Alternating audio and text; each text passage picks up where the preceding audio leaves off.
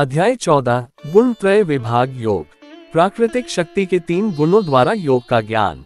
पिछले अध्याय में आत्मा और भौतिक शरीर के बीच के अंतर को विस्तार से समझाया गया था।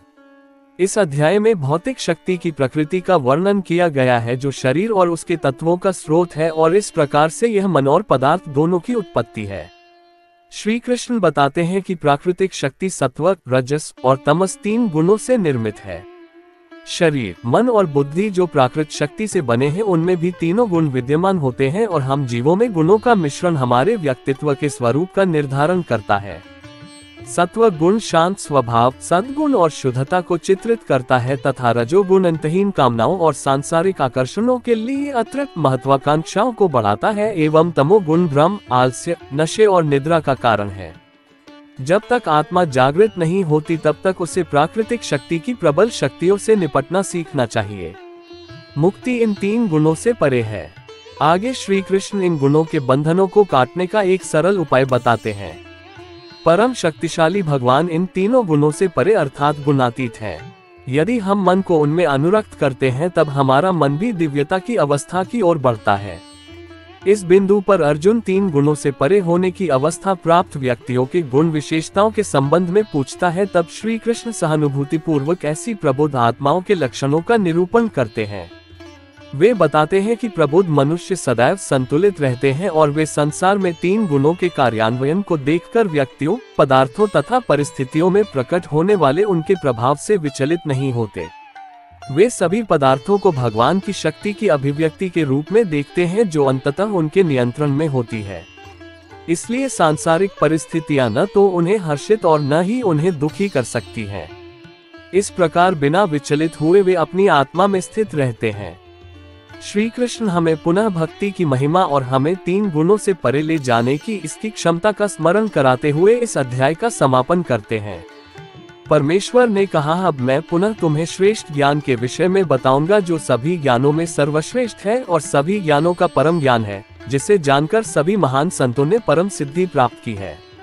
वे जो इस ज्ञान की शरण लेते हैं, मेरे साथ एकीकृत होंगे, और वे सृष्टि के समय न तो पुनः जन्म लेंगे और न ही प्रलय के समय उनका विनाश होगा। हे भरत पुत्र, सभी भौतिक पदार्थ प्रकृति गर्भ है। मैं इसी को जीवात्मा के साथ गर्भस्थ करता हूँ, जिससे समस्त जीवों का जन्म होता है। हे कुंती पुत्र, जिसमें सभी प्रकार की जीव योनियां जो जन्म लेती है, उनकी भौतिक प्रकृति गर्भ है, और मैं उनका बीज प्रदाता जनक हूँ। हे महाबाहु अर्जुन, प्राकृतिक शक्ति सत्व, रजस और तमस 3 गुणों से निर्मित है। ये गुण अविनाशी आत्मा को नश्वर शरीर के बंधन में डालते हैं।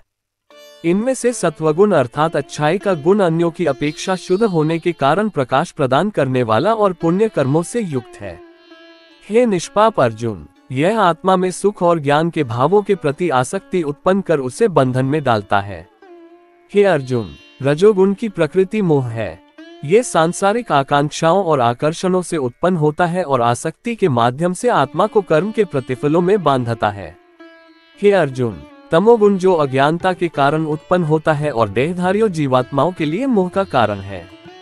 ये सभी जीवों को असावधानी, आलस्य और निद्रा द्वारा भ्रमित करता है। सत्वगुण सांसारिक सुखों में बांधता है, रजोगुण आत्मा को सकौम कर्मों की ओर प्रवृत्त करता है, और तमोगुण ज्ञान को आच्छादित कर आत्मा को भ्रम में रखता है।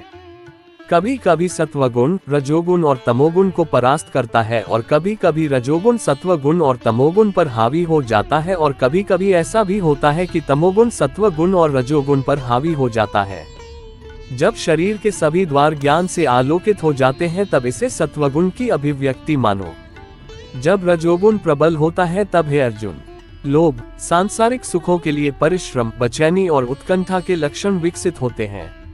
हे अर्जुन, जड़ता, असावधानी और भ्रम ये तमोगुण के प्रमुख लक्षण हैं। जिनमें सत्वगुण की प्रधानता होती है, वे मृत्यु पश्चात ऋषियों के ऐसे उच्च लोक में जाते हैं जो रजो और तमोगुण से मुक्त होता है। रजोगुण की प्रबलता वाले सकौम कर्म करने वाले लोगों के बीच जन्म लेते हैं, और तमोगुण में मरने वाले पशुओं की प्रजातियों में जन्म लेते हैं। ऐसा कहा जाता है कि सत्वगुण में संपन्न किए गए कार्य शुभ फल प्रदान करते हैं, रजोगुण के प्रभाव में किए गए कर्मों का परिणाम पीड़ादायक होता है, तथा तमोगुण से संपन्न किए गए कार्यों का परिणाम अंधकार है। सत्वगुण से ज्ञान उत्पन्न होता है, रजोगुण से लोभ और तमोगुण से अज्ञानता, प्रमाद और भ्रम उत्पन्न होता है। सत्वगुण में स्थित जीव ऊपर उच्च लोकों में जाते हैं, रजोगुणी मध्य में पृथ्वी लोक पर और तमोगुणी निम्न नरक लोकों में जाते हैं। जब बुद्धिमान व्यक्ति को ये ज्ञात हो जाता है कि सभी कार्यों में प्रकृति के तीनों गुणों के अलावा कोई कर्ता नहीं है और जो मुझे इन 3 गुणों से परे देखते हैं, वे मेरी दिव्य प्रकृति को प्राप्त करते हैं। शरीर से संबद्ध प्राकृतिक शक्ति के 3 गुणों से गुणातीत होकर कोई जन्म, मृत्यु, रोग, बुढ़ापे और दुखों से मुक्त हो जाता है तथा अमरता प्राप्त कर लेता है। अर्जुन ने पूछा, हे भगवान, वे जो इन तीनों गुणों से परे हो जाते हैं उनके लक्षण क्या हैं? वे किस प्रकार से गुणों के बंधन को पार करते हैं? परम पुरुषोत्तम भगवान ने कहा, हे अर्जुन, तीनों गुणों से गुणातीत मनुष्य न तो प्रकाश, सत्वगुण से उदय, न ही कर्म, रजोगुण से उत्पन्न और न ही मोह, तमोगुण से उत्पन्न की बहुतायत उपलब्धता होने पर इनसे घृणा करते हैं और न ही इनके अभाव में इनकी लालसा करते हैं। वे गुणों की प्रकृति से तटस्थ रहते हैं और उनसे विक्षुब्ध नहीं होते। वे ये जानकर कि केवल गुण ही क्रियाशील हैं, इसलिए वे बिना विचलित हुए आत्मस्थित रहते हैं। वे जो सुख और दुख में समान रहते हैं, जो आत्मस्थित हैं, जो मिट्टी के ढेले, पत्थर और सोने के टुकड़े को एक समान दृष्टि से देखते हैं, जो प्रिय और अप्रिय घटनाओं के प्रति समता की भावना रखते हैं। वे बुद्धिमान हैं जो दोषारोपण और प्रशंसा को समभाव से स्वीकार करते हैं, जो मान अपमान की स्थिति में समभाव रहते हैं, जो शत्रु और मित्र के साथ एक जैसा व्यवहार करते हैं, जो सभी भौतिक व्यापारों का त्याग कर देते हैं। वे तीनों गुणों से ऊपर उठे हुए गुणातीत कहलाते हैं। जो लोग विशुद्ध भक्ति के साथ मेरी सेवा करते हैं, वे प्राकृतिक शक्ति के तीनों गुणों से ऊपर उठ जाते हैं और ब्रह्म पद के स्तर को पा लेते हैं। मैं ही उस निराकार ब्रह्म का आधार हूँ जो अमर, अविनाशी, शाश्वत धर्म और असीम दिव्य आनंद है।